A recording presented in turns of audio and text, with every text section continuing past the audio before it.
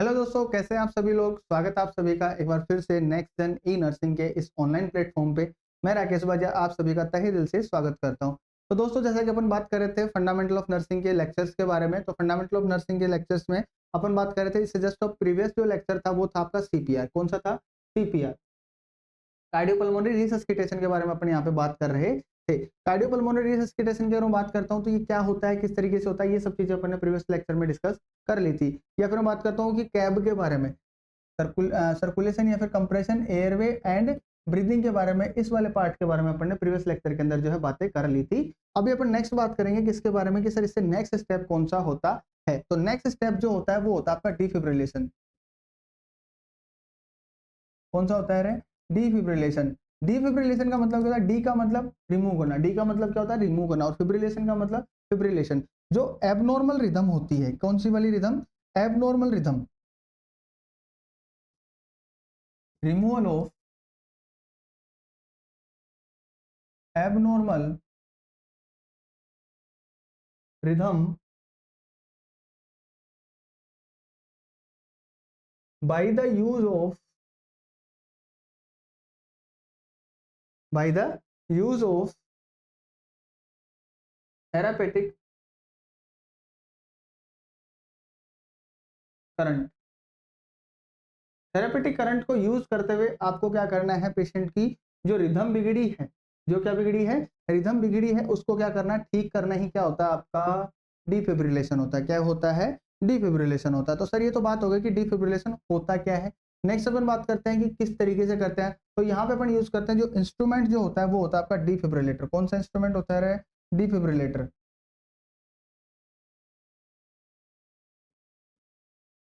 जो इंस्ट्रूमेंट होता है वो क्या होता है? डिफिब्रिलेटर होता है। कौन सा होता है? डिफिब्रिलेटर। और डिफिब्रिलेटर की बात करता हूँ तो ये कितने टाइप का होता है? ये सर बहुत सारे टाइप्स का हो सकता है। जैसे कि सर पहला तो आपका manual defibrillator.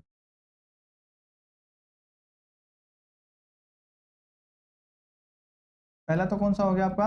Manual defibrillator. Manual defibrillator की अगर बात करता हूँ तो क्या होता है कि सर इसके अंदर क्या करते हैं अपन? जो करंट होता है उसको अपन फिक्स से डिसाइड करते हैं, और अपन खुद जब चाहते हैं पेशेंट को, जब क्या करना होता है अपने को, करंट देना होता है, शॉक जब डिलीवर करना होता है, तभी ये क्या करता है? शॉक डिलीवर करता है। तो पहला तो होगा मैनुअल डिफिब्रिलेटर। ठीक है सर। दूसरा कौन सा होता है भाई? दूसरा होता है आपका एईडी। नाम तो सब लोगों ने सुना ही होगा, ये तो काफी ज्यादा फेमस पर्सनैलिटी है। इसका नाम होता है ऑटोमेटेड एक्सटर्नल डिफिब्रिलेटर। कौन सा होता है? Automated external defibrillator. अगर ऑटोमेटेड एक्सटर्नल डिफिब्रिलेटर की मैं बात करूं तो ये क्या होता है सर? ऑटोमेटेड। ऑटोमेटेड का मतलब क्या होगा कि सेल्फ रिकॉग्नाइज करेगा। क्या करेगा ये? सेल्फ रिकॉग्नाइज करेगा कि वेदर रिदम इज शॉकेबल और नॉट। ये क्या करता है? सेल्फ रिकॉग्नाइज करता है। Self recognize double whether rhythm is shockable और नॉट। अगर रिदम जो है वो क्या है? शॉकेबल है। अगर रिदम क्या है? शॉकेबल है, तो ये क्या कर देगा? शॉक प्रोवाइड कर देगा। इफ रिदम इज शॉकेबल, ये क्या कर देगा? पेशेंट को शॉक डिलीवर कर देगा। अरे इसमें क्या करना होता है आपको? ऑटोमेटेड एक्सटर्नल डिफिब्रिलेटर के पैड्स जैसे आपने अप्लाई किए, पैड्स अप्लाई करने के बाद में आपने इसको क्या कर दिया? कमांड दे दिया। अब ये क्या करेगा? ये भाई साहब करेंगे कि आपके जो रिदम है उसको रिकॉग्नाइज करेंगे, और रिदम को रिकॉग्नाइज करते ही उसके साथ ही साथ में आपको क्या कर देंगे? इंस्ट्रक्शन देंगे कि भाई साहब जो रिदम है वो क्या है? शॉकेबल है। क्या है? रिदम शॉकेबल है। Whether you want to give shock और नॉट, तो अगर आपने बोला कि हाँ दो भाई शॉक, तो ये क्या कर देगा? शॉक डिलीवर कर देगा। यानी कि इसने खुद ने रिकॉग्नाइज किया कि पेशेंट को शॉक की जरूरत है या नहीं है। तो ये कौन डिसाइड करता है? Automated external defibrillator. ठीक है, तो ये तो हो गए सर ऑटोमेटेड। नेक्स्ट अपन बात करते हैं और डिफिब्रिलेटर कौन कौन से टाइप के हो सकते हैं सर। और हो सकता है आपका इम्प्लांटेबल। Implantable defibrillator. ये किसको लगता है सर? ये लगता है जिनको बार बार एरिथमिया होता रहता है, जिनको बार बार एरिथमिया होता रहता है, उन पेशेंट्स को क्या करते हैं, इम्प्लांटेबल, यानी कि इम्प्लांट कर दिया आपने नियर द हार्ट, या फिर हार्ट की जो मसल्स है, मायोमेट्रियम, सॉरी मायोमेट्रियम क्या, मायोकार्डियम जो होती है, मायोकार्डियम के अंदर क्या कर देते हैं, इसको फिक्स कर देते हैं। और ये फिक्स होने के बाद में जब भी पेशेंट को रिदम क्या होती है, बिगड़ती है, तो ये क्या कर देते हैं, उसको ऑटोमेटिकली ही करंट देकर उसको क्या कर देता है, ये ठीक कर देता है। तो दैट इज और इम्प्लांटेबल डिफिब्रिलेटर। तो ये तो बात हो गई कि सर डिफिब्रिलेटर। अब बात करते हैं कि टाइप ऑफ डिफिब्रिलेटर की। ये तो कौन कौन से इनके मोड क्या क्या है, इन सब चीजों पे बात आ गई। अब बात करते हैं कि कितने कितने इसके पैड्स के बेसिस पे कितना होता है, या फिर बात करूं पैड्स के अकॉर्डिंग कितना होता है। तो ये होते हैं आपके दो टाइप के। कितने टाइप के होते हैं? Two types. कौन कौन से टाइप्स होते हैं सर? पहला टाइप है आपका monophasic. First one is monophasic. Monophasic के अंदर मैं बात करूं तो यहाँ पे क्या होता है कि पेशेंट को जो आप पैड लगाएंगे वो दोनों के दोनों क्या होंगे, प्लस प्लस चार्ज वाले होंगे, या तो माइनस माइनस वाले चार्ज होंगे। यानी कि दोनों जो पैड्स हैं उन पे जो चार्ज है वो क्या होगा, सिमिलर होगा, इसलिए अपन ने इसको क्या बोल दिया, मोनोफेजिक। दूसरा कौन सा होगा? दूसरा होगा सर बाईफेजिक। कौन सा होगा? बाईफेजिक।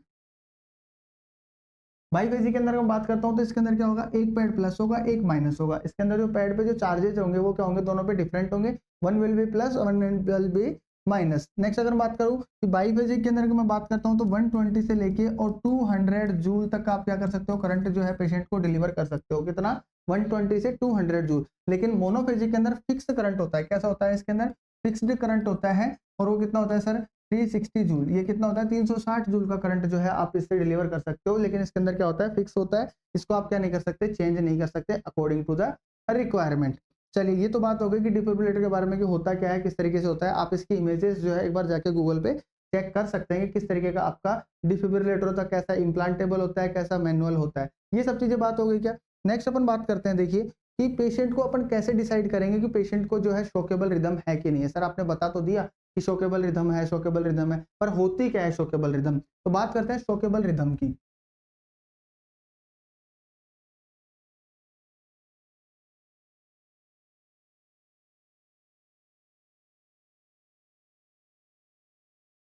शोकेबल रिदम की अगर मैं बात करता हूं तो शोकेबल रिदम में आती है आपकी, पहला है वीएफ।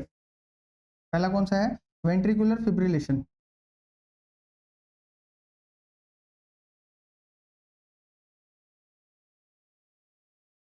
Ventricular fibrillation. दूसरा है आपका वीटी। मोस्ट कॉमनली जो वर्ड यूज करते हैं अपन, इसको बोलते हैं वेंट्रिकुलर टैकीकार्डिया। तो क्या बोल दिया अपने? Ventricular tachycardia. नेक्स्ट अपन बात करते हैं पीवीटी। पीवीटी का मतलब क्या है? Polymorphic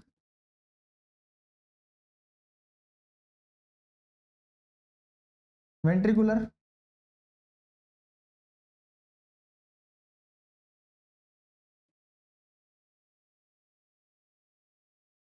tachycardia.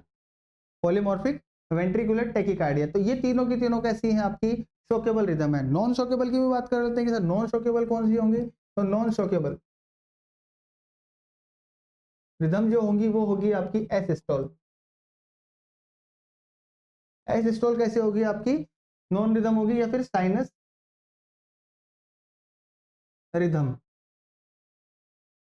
जो रिदम, साइनस रिदम का मतलब क्या होता है? बिल्कुल नॉर्मल रिदम है, बिल्कुल बढ़िया हार्ट की जो पंपिंग है, या मैं बात करूं बीटिंग जो है वो बिल्कुल परफेक्टली हो रही है, तो उसको अपन क्या बोलते हैं? Sinus rhythm. तो शोकेबल और नॉन शोकेबल का पता चल गया। Ventricular fibrillation, ventricular tachycardia, polymorphic ventricular tachycardia, इन सभी में अपन क्या कर सकते हैं, पेशेंट को शॉक जो है डिलीवर कर सकते हैं।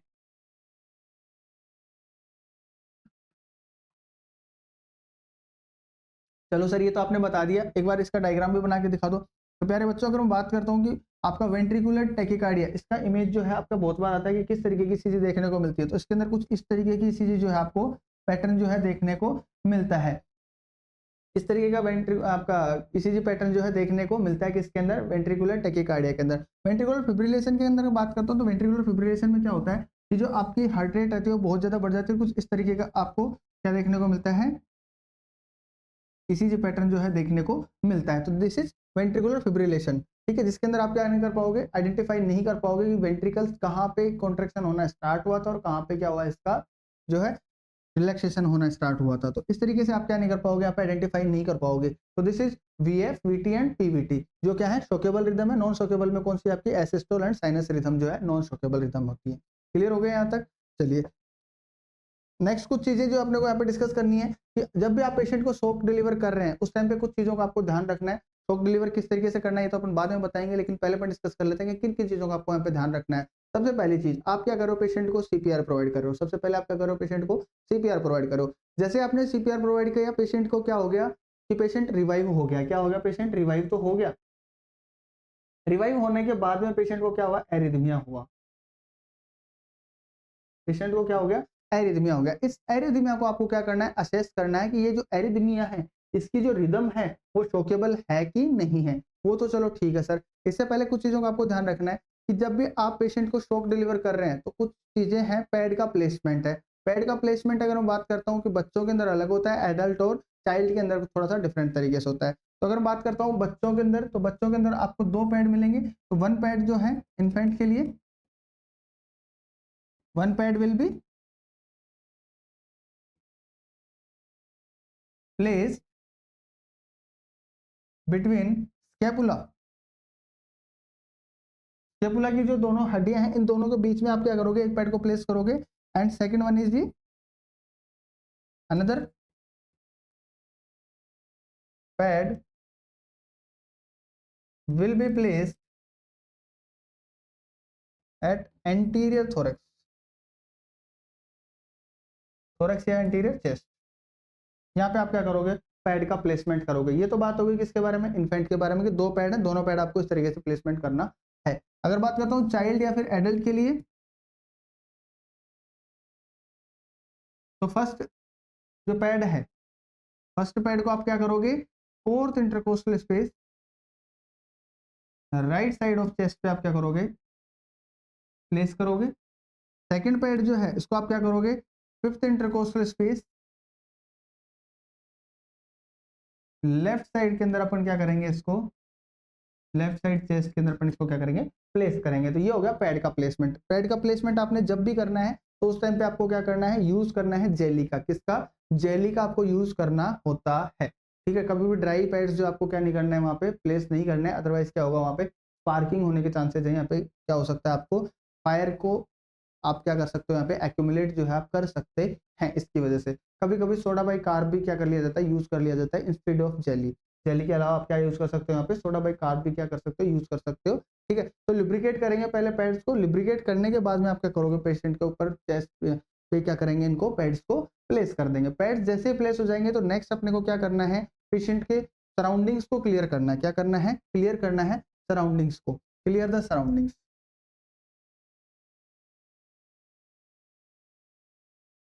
सराउंडिंग्स को क्लियर कैसे करना है, आपको स्टेट करना है, आपको बोलना है। क्या बोलोगे, आई क्लियर,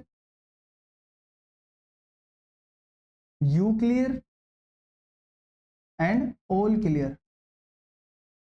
ये स्टेट करोगे आप पहले, I clear, you clear and all clear आप क्या करोगे, स्टेट करोगे। इसी के साथ साथ में आपको क्या करना है, डिस्कनेक्ट या discontinue oxygen supply.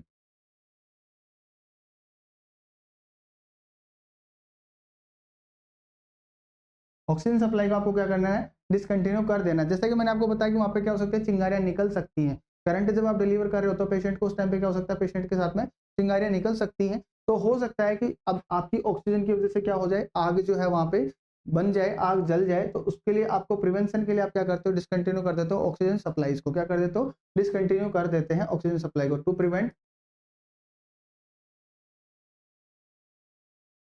Fire. Fire को प्रिवेंट करने के लिए आप क्या कर देते हो, ऑक्सीजन सप्लाई को डिसकंटिन्यू कर देते हो। ये क्वेश्चन भी आया हुआ है भाई कि फायर, ऑक्सीजन जो है फायर में किस तरीके से हेल्प करती है। तो ऑक्सीजन जो होती है वो फायर में हेल्प करती है, किसके अंदर, कंबस्टन में, जलने में सहायक होती है ऑक्सीजन। क्या करती है, हेल्प करती है जलाने में। ठीक है, ये करने के बाद में आपने ऑक्सीजन सप्लाई क्लियर कर दी। उसके बाद में फिर आप क्या करोगे, गिव शॉक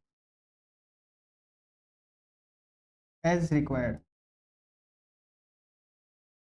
जैसे आपको रिक्वायर्ड है वैसे आप क्या करेंगे, पेशेंट को शॉक देंगे। शॉक डिलीवर करने के साथ में आपको क्या करना है, रीस्टार्ट ऑक्सीजन सप्लाई। ठीक है, ऑक्सीजन की सप्लाई के साथ ही साथ में अब आप क्या करेंगे, provide CPR. Provide 2 minutes CPR. Flow chart से भी अपने इसको समझेंगे, प्रोवाइड 2 मिनट्स ऑफ सीपीआर। और ऐसा आपको कितनी बार करना है? टोटल 3 टाइम्स कर सकते हैं। कितने टाइम कर सकते हैं भाई?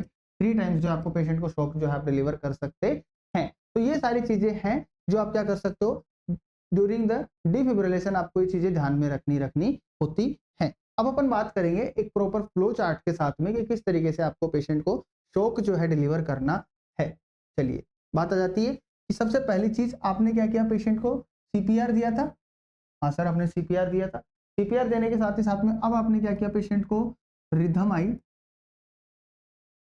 क्या आई थी? रिदम आई थी। कौन आई थी? रिदम आई थी सर। रिदम आके क्या बोली? रिदम आके तुम्हें बोली कि वेदर आई एम शॉकेबल और नॉट। रिदम क्या बोलेगी कि मैं शॉकेबल हूं या नहीं हूं। तो अब दो बाई फ्रेगमेंट हो गया आपके पास में। पहला कौन सा हो गया कि सर शॉकेबल है। रिदम कौन सी है आपके पास में? शॉकेबल है। और कैसी हो सकती है सर? और हो सकती है नॉन शॉकेबल। और कैसी हो सकती है? नॉन शॉकेबल हो सकती है आपकी रिदम। ठीक है सर, ये वाली बात तो हमें समझ में आ गई। अब बात कर लेते हैं शॉकेबल रिदम की। मैंने आपको क्या बोला था? वीएफ हो सकता है, वीटी हो सकता है, या फिर पीवीटी जो है, ये सारी की सारी कैसी है आपकी शॉकेबल रिदम में आएंगी। ये सारी की सारी कैसी आएंगी? आपकी शॉकेबल रिदम में आ जाएंगी। ठीक है, इसके बाद में आपने जैसे इसको आइडेंटिफाई किया, अब आप क्या करेंगे? पेशेंट को शॉक डिलीवर करेंगे। क्या करेंगे? Give shock. ध्यान से समझना भाई। आपने क्या कर दिया? यहाँ पे पेशेंट को शॉक जो है डिलीवर कर दिया। शॉक डिलीवर करने के साथ ही साथ में give CPR, give CPR for 2 minutes. आपने क्या किया? 2 मिनट के लिए पेशेंट को यहाँ पे सीपीआर प्रोवाइड किया। उसके बाद में आप क्या करोगे? रीअसेस करोगे। क्या करोगे? रीअसेस। आपने देखा रीअसेस पे पेशेंट की जो रिदम है वो ठीक हो गई। रीअसेस पे क्या हो गई? पेशेंट की जो रिदम है वो क्या हो गई? ठीक हो गई। तो यहाँ से दो कंडीशंस हो सकती है कि अगर पेशेंट की रिदम जो है वो क्या है? स्टिल शॉकेबल है, स्टिल शॉकेबल है, तब आप क्या करोगे? वापस से सीपीआर दोगे, तो सॉरी वापस से शॉक दोगे। वापस से शॉक देने के बाद में आप वापस से सीपीआर दोगे, और सीपीआर के बाद में फिर से आप क्या करोगे? रीअसेस करोगे। ऐसा कितनी बार करना है? टोटल 3 टाइम्स आप कर सकते हैं। अगर पेशेंट को रीअसेस करने पे जो है रिटर्न ऑफ स्पॉन्टेनियस सर्कुलेशन है, रिटर्न ऑफ स्पॉन्टेनियस सर्कुलेशन है, या फिर बात करूं रिदम क्या हो गई? ठीक हो गई। तो रिदम अगर ठीक हो गई तो अब आप क्या करोगे? पेशेंट को यहां से post cardiac arrest care, post cardiac arrest care जो आपको यहाँ पे पेशेंट को प्रोवाइड करनी है। ये आज तक बात समझ में आ गई क्या तुम लोगों को? अरे यहाँ तक बात समझ में आ गई क्या? आपने क्या किया था कि सीपीआर दिया, पेशेंट की रिदम आई। रिदम आने पे आपने देखा कि पेशेंट की रिदम कैसी है? शॉकेबल है। शॉकेबल रिदम कौन कौन सी है? वीटी है, वीएफ और पीवीटी है। ठीक है, इसको आपने क्या किया? पेशेंट को शॉक दिया। शॉक देने के बाद में आपने क्या किया? पेशेंट को 2 मिनट का सीपीआर दिया। सीपीआर देने के साथ ही साथ में आपने क्या किया? रीअसेस किया। और रीअसेस करने पे आपने देखा कि पेशेंट को रिटर्न ऑफ स्पॉन्टेनियस सर्कुलेशन है। ये क्या है? Return of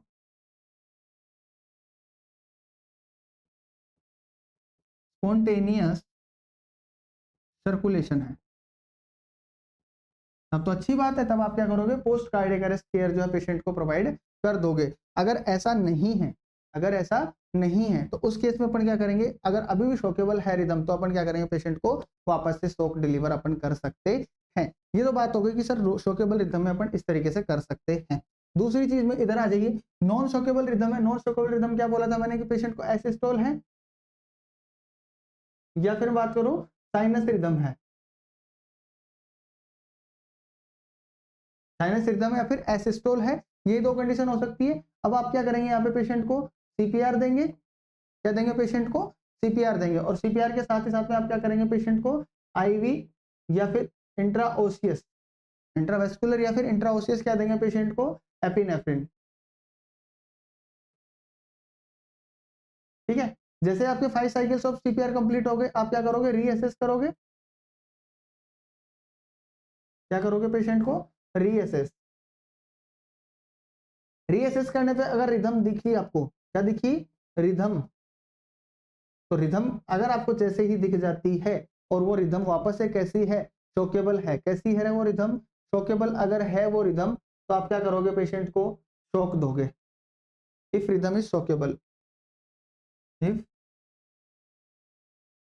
rhythm is shockable, तब तो आप क्या करोगे, पेशेंट को शॉक दे दोगे।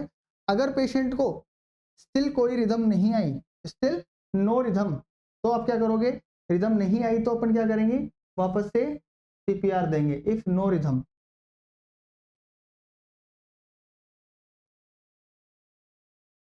सीपीआर देंगे, सीपीआर के साथ ही साथ में एपिनेफ्रिन देंगे। एपिनेफ्रिन देने के बाद में अपन रीअसेस करेंगे, रीअसेस करने के बाद में फिर से रिदम चेक करेंगे, और रिदम का अगर आपको कैसे मिली, वापस से वहां पे शॉकेबल मिलती है तो आप क्या दोगे, शॉक प्रोवाइड करोगे। और अगर रिदम क्या है, रिटर्न ऑफ स्पॉन्टेनियस सर्कुलेशन है, आरओसीएस अगर है, तो आरओसीएस के बाद में आपको क्या करना है, पेशेंट को पोस्ट कार्डियक अरेस्ट केयर जो है यहाँ पे प्रोवाइड करनी है। कौन सी वाली प्रोवाइड करनी है रे, पोस्ट कार्डियक अरेस्ट केयर जो है पेशेंट को यहाँ पे आपको प्रोवाइड करनी है। और ऐसा सारा कुछ कितने टाइम तक करना है, कितने टाइम तक कर सकते हो आप जो है, देखो दो ही चीजें हो सकती हैं कि या तो आप पेशेंट को ऑब्वियस डेथ तक रुक जाओ, ठीक है, या तो पेशेंट को रिटर्न ऑफ स्पॉन्टेनियस सर्कुलेशन हो गया तो आप रुक जाओगे, या फिर आप क्या कर सकते हो, मैक्सिमम टाइम की अगर बात करता हूँ तो 20 टू 25 मिनट्स तक आप क्या कर सकते हो, पेशेंट को सीपीआर जो है प्रोवाइड कर सकते हो। कितने मिनट्स तक, 20 टू 25 मिनट्स तक आप क्या कर सकते हो, पेशेंट को सीपीआर जो है प्रोवाइड कर सकते हो। तो ये सारी की सारी बातें हो गई किसके बारे में, सीपीआर के बारे में। सीपीआर से भी मैं बात करूँ कि डिफिब्रिलेट आपको किस तरीके से करना है, किस तरीके से नहीं करना है। तो ये सारी की सारी बातें थी किसके बारे में, डिफिब्रिलेशन के बारे में। अगर इसके बारे में और ज्यादा क्लियर डिटेल अगर आपको चाहिए, और ज्यादा क्लियर व्यू चाहिए, या क्लियर आपको ये चार्ट जो है और ज्यादा क्लियर चाहिए, तो आप एएचए की जो ऑफिशियल साइट है, आप जैसे डालेंगे एएचए सीपीआर गाइडलाइंस, ठीक है, तो वो आपको का एक चार्ट जो है वहां पे शो कर देगा। उस चार्ट को आप डाउनलोड करके और आप क्या कर सकते हो, इसको और ज्यादा क्लियर व्यू में आप देख सकते हैं। लेकिन वही सब चीजें हैं उसके अंदर आपको दी हुई हैं जो मैंने आपको यहाँ पे समझाई है। तो यहाँ तक आपको क्लियर हो गया क्या, चलिए यहाँ तक अगर क्लियर हो गया तो नेक्स्ट अपन बात कर लेते हैं किसके बारे में, कि सर ड्रग थेरेपी क्या क्या देंगे, ठीक है, emergency drug medication. Emergency drugs जो है वो अपन क्या देंगे पेशेंट को ड्यूरिंग सीपीआर। ड्यूरिंग सीपीआर कौन कौन से ड्रग जो अपन पेशेंट को एडमिनिस्टर करेंगे। तो पहली ड्रग की अगर बात करता हूं तो पहली ड्रग है आपकी एड्रेनालिन, एड्रेनालिन, या फिर मैं बात करता हूं एपिनेफ्रिन। ये दोनों की दोनों कैसी हैं आपकी, कोलिनर्जिक है, सॉरी कोलिनर्जिक नहीं, आपकी दोनों की दोनों कहां से, आपकी एड्रेनल ग्लैंड से सीक्रेट होने वाले हार्मोन्स भी हैं एक तरीके से। और एपिनेफ्रिन और एपिनेफ्रिन ये क्या करते हैं, आपकी कार्डियक एक्टिविटीज को बढ़ा देते हैं। क्या कर देते हैं, कार्डियक एक्टिविटीज को बढ़ा देते हैं। तो अगर मैं एड्रेनालिन की बात करूं या एपिनेफ्रिन की बात करता हूं तो 1 mg IV देना होता है आपको। कितना देना होता है, 1 mg IV, 1 mg IV आपको देना है स्टेट। जैसे आपको पता चला कि पेशेंट को क्या हो गया, पहले तो क्या कर रहे थे, देखिए प्रीवियस जो गाइडलाइंस थी वो क्या कहती थी कि पहले आप सीपीआर दो, सीपीआर देने के बाद में आप क्या करो, पेशेंट को एपिनेफ्रिन जो है वो इंजेक्ट करो या फिर एडमिनिस्टर करो। लेकिन आजकल की जो गाइडलाइन है वो गाइडलाइन क्या कहती है कि आपके जो सर्वाइवल के चांसेज है या पेशेंट के रिवाइव होने के चांसेज है वो उतने ही ज्यादा हो जाएंगे जितना जल्दी आप पोस्ट सीपीआर पेशेंट को क्या कर दोगे, एपिनेफ्रिन जो है इंजेक्ट कर दोगे। यानी कि जैसे ही आपको पता चला कि patient is in cardiac arrest, आप सीपीआर स्टार्ट करो मत करो, वेदर जो भी आपको करना है, लेकिन आप क्या कर दो, इमीडिएटली जो है ये ड्रग जो है पेशेंट को इंजेक्ट कर दो। इससे सर्वाइवल के चांसेस जो है वो बढ़ जाते हैं। ठीक है, आपने दे दिया, इसके बाद में भी अगर पेशेंट रिवाइव नहीं हुआ 3 to 5 मिनट्स के बाद में 1 mg आईवी फिर से देना है, आईवी या आईओ, इंट्राओसियस भी आप क्या कर सकते हो, पेशेंट को ये वाली ड्रग जो है आप दे सकते हैं। यहाँ तक क्लियर हो गया क्या, अरे यहाँ तक क्लियर हो गया क्या, ठीक है। इसके बाद में सर अभी भी रिवाइव नहीं हुआ तो आप वापस से 3 to 5 मिनट्स के अंदर क्या करो, एक डोज और दे दो, 1 mg आईवी जो है स्टेट पेशेंट को फिर से दे दो। क्लियर हो गया क्या यहाँ तक। तो ये होता है कि किस तरीके से आपको एपिनेफ्रिन जो है पेशेंट को देनी है। अगर मैं बात करता हूँ एपिनेफ्रिन की, कि सर एपिनेफ्रिन की जो कंसंट्रेशन है वो क्या रहती है, ये जो आपने आईवी कंसंट्रेशन दी, ये आईवी कंसंट्रेशन की अगर मैं बात करता हूँ प्यारे बच्चों, तो आईवी कंसंट्रेशन जो होती है आपकी अवेलेबल जो होती है 1:1000 होती है। ये तो कैसी होती है, अवेलेबल, ये तो कैसी होती है, अवेलेबल होती है। लेकिन आपको एज इट इज ना देके आपको क्या करना होता है, इसको डाइल्यूट करना होता है 1:10,000 में। क्या करना होता है, इसको डाइल्यूट करना होता है। और अब आप इसको क्या कर सकते हो, पेशेंट को आईवी इंजेक्ट कर सकते हो। कैसे दे सकते हो, आईवी के लिए आप कितना कंसेंट्रेशन रखोगे, 1:10,000 की रेशियो आपको क्या रखना है, यहाँ पे आईवी देना है। आईएम कितना दे सकते हैं अपन, 4 IM, 1:1000 1000 की कंसेंट्रेशन अपन क्या कर सकते हैं, पेशेंट को IM जो है दे सकते हैं। यहाँ तक समझ में आ गया क्या? अगर मैं चिल्ड्रंस की बात करता हूँ, किसकी बात करूँ मैं? चिल्ड्रंस की बात करूँ और स्पेसिफिकली इन्फेंट की अगर बात करता हूँ तो डोज किस तरीके से काउंट करते हैं? एडल्ट के लिए तो देखिए 1 mg देना होता है। एडल्ट के लिए तो कितना होता है? 1 mg आप दे सकते हो। लेकिन अगर बात करूँ चिल्ड्रंस के अंदर तो अपन देते हैं 0.1 mg पर केजी। कितना देते हैं रे? 0.1 mg पर केजी आपको क्या करना होता है, पेशेंट को इस तरीके से वेट के अकॉर्डिंग आप क्या कर सकते हो, कैलकुलेट कर सकते हो कि कितना उसको एपिनेफ्रिन जो है या एड्रेनालिन जो है पेशेंट को इंजेक्ट करना है। इस तरीके से आप क्या कर सकते हो, पेशेंट को एपिनेफ्रिन जो है ड्रग आप दे सकते हो। इसी के साथ में अगर मैं बात करता हूँ कि सर ये तो बात हो गई किसके बारे में, शॉक के बारे में। अगर किसी को एपिस्टेक्सिस हुआ है, क्या हुआ है पेशेंट को? एपिस्टेक्सिस हुआ है, नोज ब्लीड अगर हुआ है तो नोज ब्लीड में आप किस तरीके से एड्रेनालिन को जो है यूज करते हो?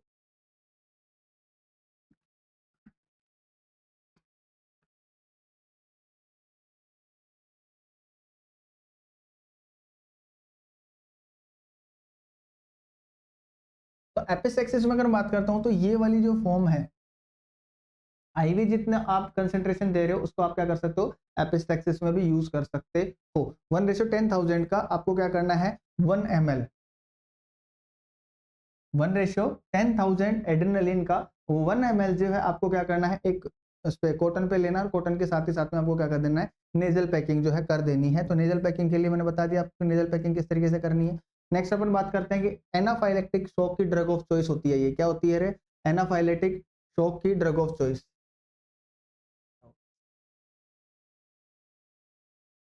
Drug of choice in anaphylactic shock.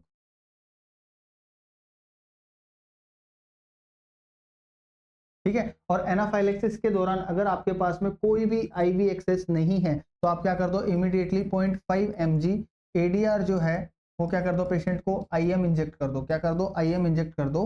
This is the best way. ये कौन सा है, ये बेस्ट तरीका होता है।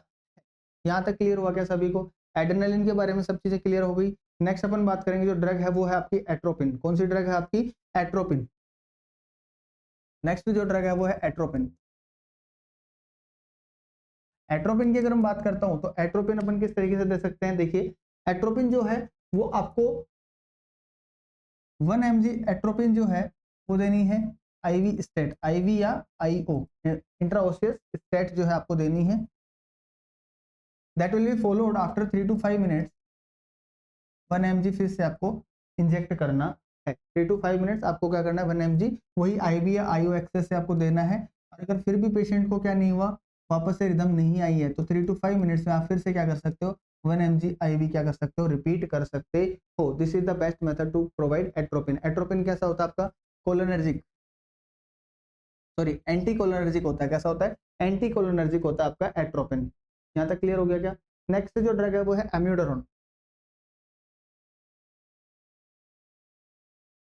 एम्यूडोरॉन की अगर मैं बात करता हूँ तो आपको 300 mg IV स्टेट देना है। ये तो कैसी आपकी लोडिंग डोज है, ये कैसी है आपकी लोडिंग डोज है। लोडिंग डोज के बाद में अब आप क्या करेंगे, नेक्स्ट अगर बात करता हूँ 150 mg IV, ये कितने मिनट में, वही 3 to 5 मिनट्स में आपको क्या करनी है, पेशेंट को एडमिनिस्टर करनी है। या फिर मैं बात करता हूँ फिर से वापस से 3 to 5 मिनट्स के अंदर 150 mg जो है पेशेंट को एडमिनिस्टर करना है एम्यूडोरॉन। बात समझ में आ गई क्या तुम लोगों को? अरे एमिडोरॉन किस तरीके से देना है समझ में आ गई। ये क्या होता है आपका, पोटेशियम चैनल ब्लॉकर होता है। क्या होता है ये? पोटेशियम चैनल ब्लॉकर होता है। एमिडोरॉन कैसा होता है आपका? Potassium channel blocker.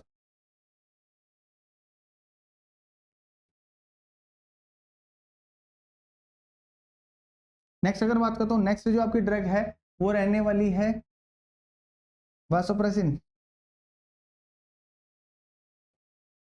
वैसोप्रेसिन की अगर बात करता हूँ, वैसो का मतलब ब्लड वेसल्स, प्रेसिन का मतलब उनको कॉन्ट्रैक्शन करवाता है। यानी कि ये क्या करता है, सपोर्ट करता है बीपी को। शोक में अगर पेशेंट जा रहा है, बीपी डाउन हो रहा है, तो उस केस में आप क्या कर सकते हो, पेशेंट को वैसोप्रेसिन दे सकते हो। नॉरएड्रेनालिन भी अगर काम नहीं कर रहा है तो उस केस में आप क्या कर सकते हो, वैसोप्रेसिन को प्रीफर कर सकते हो। इसका अगर मैं बात करता हूँ तो 40 यूनिट्स, ये कैस में आता है, यूनिट्स के अंदर आता है। ये आपको आईवी स्टेट जो है पेशेंट को देना होता है सिंगल डोज। कितना होता है? 40 यूनिट्स आईवी जो है पेशेंट को क्या करना होता है, सिंगल डोज देना होता है। इसके बाद में इसकी मेंटेनेंस डोज जो है वो कंटिन्यूस इन्फ्यूजन से चलती रहती है, कंटिन्यूस इन्फ्यूजन से क्या करती है, ये चलती रहती है। नेक्स्ट अगर बात करता हूँ stoppage of CPR, drugs complete हो गई, स्टॉपेज ऑफ सीपीआर, सीपीआर को आप स्टॉप कब कर देंगे, कब कर देंगे भाई, अगर पेशेंट रिवाइव हो गया तो, if patient revived, if patient is revived, अगर पेशेंट को क्या हो गया, रिवाइव हो गया, ये मैं बात करूं कि पेशेंट को क्या हो गया, रिटर्न ऑफ स्पॉन्टेनियस सर्कुलेशन हो गया, क्या हो गया पेशेंट को, रिटर्न ऑफ स्पॉन्टेनियस सर्कुलेशन अगर हो गया तो उस केस में आप क्या कर सकते हो, पेशेंट का सीपीआर जो है वो स्टॉप कर सकते हो। या साइन ऑफ लाइफ पे, बात तो एक ही है, साइन ऑफ लाइफ पे आप क्या कर सकते हो, स्टॉप कर सकते हो सीपीआर को, ठीक है। अगर टाइम बहुत ज्यादा हो गया, क्या हो गया, टाइम बहुत ज्यादा हो गया, या फिर ऑब्वियस डेथ, ऑब्वियस डेथ पे आप क्या कर सकते हो, स्टॉप कर सकते हो सीपीआर को, ठीक है। टाइम की मैंने बता दी, टाइम लिमिट्स क्या रहती है इसकी कि सर 20 to 25 मिनट्स तक आप क्या कर सकते हो, सीपीआर दे सकते हो। टाइम हो गया मोर देन 25 मिनट्स तो आप क्या कर सकते हो, पेशेंट का सीपीआर जो है रोक सकते हो। ये चीजें क्लियर हो गई क्या, ठीक है। नेक्स्ट अपन बात कर लेते हैं कि सर क्या क्या कॉम्प्लिकेशंस होंगे सीपीआर के, सीपीआर के कॉम्प्लिकेशंस भी होंगे कि नहीं होंगे, होंगे। तो देखिए मोस्ट कॉमन जो कॉम्प्लिकेशन होता है वो होता है रिब फ्रैक्चर, मोस्ट कॉमन कौन सा होता है, रिब फ्रैक्चर कॉम्प्लिकेशंस। सबसे पहला है रिब फ्रैक्चर, रिब फ्रैक्चर की अगर मैं बात करता हूं तो रिब फ्रैक्चर होता है अगर आपने कंप्रेशन जो है, कंप्रेशन को मोर देन 2.4 इंचेस से ज्यादा अगर आपने कंप्रेस किया, चेस्ट को कितने से ज्यादा, 2.4 इंचेस से ज्यादा अगर आपने कंप्रेस किया है, तो उस केस के अंदर पेशेंट के अंदर जो है रिब फ्रैक्चर होने के चांसेस जो है वो बढ़ जाते हैं। क्या हो जाता है, रिब फ्रैक्चर होने के चांसेस बढ़ सकता है। नेक्स्ट अगर बात करता हूं तो रप्चर ऑफ ऑर्गन्स,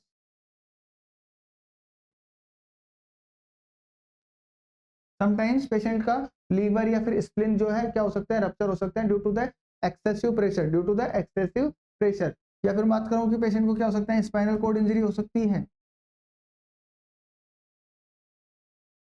अगर रिब फ्रैक्चर हुआ तो पेशेंट को क्या हो सकता है, न्यूमोथोरेक्स,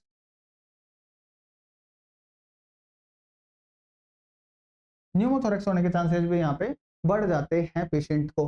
तो ये सारी चीजें थी कि कॉम्प्लिकेशंस क्या होंगे, किस तरीके से होंगे। नेक्स्ट अपन कुछ की वर्ड्स की बात कर लेते हैं कि क्या क्या की पॉइंट्स है, ठीक है, की पॉइंट्स।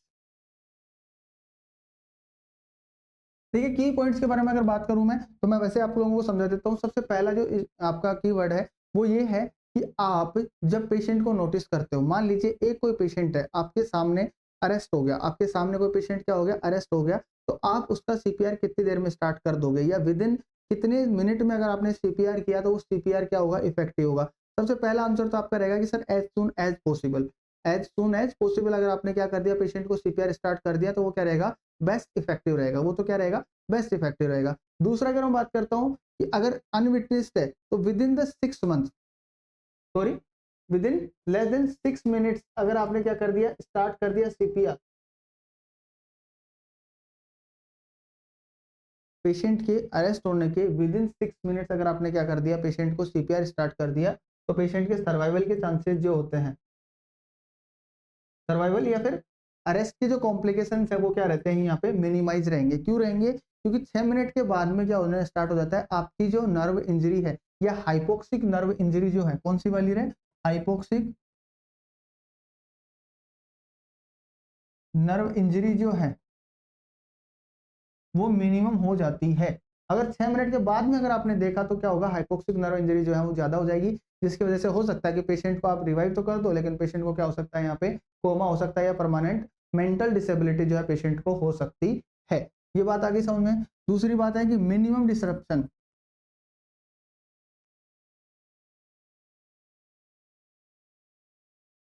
मिनिमम डिसरप्शन रखना है। और डिसरप्शन की अगर बात करूं तो जब आप रोल चेंज करें तो लेस देन 10 सेकेंड्स का होना चाहिए। क्या होना चाहिए, लेस देन 10 सेकेंड्स का मिनिमम डिसरप्शन जो है यहाँ पे आपका होना चाहिए, ठीक है। नेक्स्ट अपन बात करते हैं कि रीअसेस कब करेंगे कि पेशेंट को जो अपन सीपीआर दे रहे हैं वो इफेक्टिव है कि नहीं है। रीअसेस आफ्टर एवरी 2 मिनट्स, या तो 2 मिनट के बाद में, या तो मैं बात करता हूँ 5 साइकिल्स ऑफ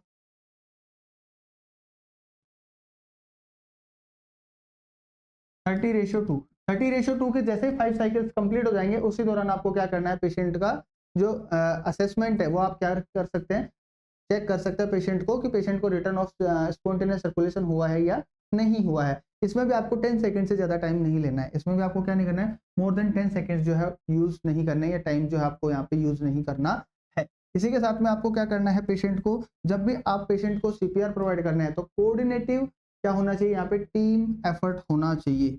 कोऑर्डिनेटेड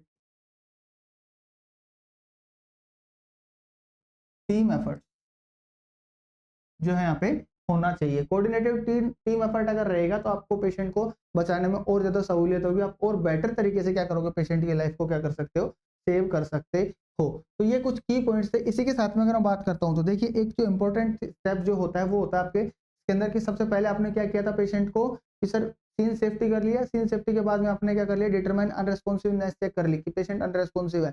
अनरेस्पॉन्सिवनेस चेक करने के बाद में नेक्स्ट स्टेप क्या था आपका कि सर हमने पल्स चेक करी थी। पल्स चेक करने के बाद में आप देखिए यहाँ पे दो चीजें हो जाती है कि एक तो पेशेंट आपका इन्फेंट, एक पेशेंट आपका एडल्ट एंड चाइल्ड। अगर पेशेंट है इन्फेंट तो इन्फेंट में अपन ईएमएस को एक्टिवेट करने से पहले अपन क्या कर देंगे, 5 साइकिल्स ऑफ सीपीआर जो है प्रोवाइड करेंगे, क्योंकि उनको हाइपोक्सिक इंजरी के जो चांसेस है वो क्या हो जाते हैं, बढ़ जाते हैं। क्या होते हैं, हाइपोक्सिक जो इंजरी है उसके चांसेस जो है बढ़ जाते हैं। तो अगर बात करता हूँ यहाँ पे provide 5 cycles of CPR before activating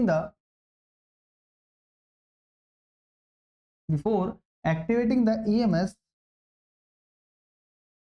for infant victim। Infant victim अगर आपके पास में है तो आप ईएमएस को एक्टिवेट करने से पहले आप क्या करोगे, उसको 5 साइकिल्स ऑफ सीपीआर जो है प्रोवाइड कर दोगे, क्योंकि पेशेंट के अंदर यहाँ पे हाइपोक्सिक जो इंजरी होती है उसके होने के चांसेस जो है यहाँ पे बहुत ज्यादा होते हैं। तो ये कुछ चीजें थी जो आपके बारे में आपको यहाँ पे ध्यान रखनी थी, किसके बारे में, सीपीआर से रिलेटेड कुछ कीवर्ड थे जो अपने यहाँ पे याद रखने या फिर एग्जाम के पॉइंट ऑफ व्यू से ये क्या है, काफी ज्यादा इंपॉर्टेंट जो है आपके यहाँ पे बन जाते हैं। तो ये सारी चीजें आपको समझ में आ गई क्या?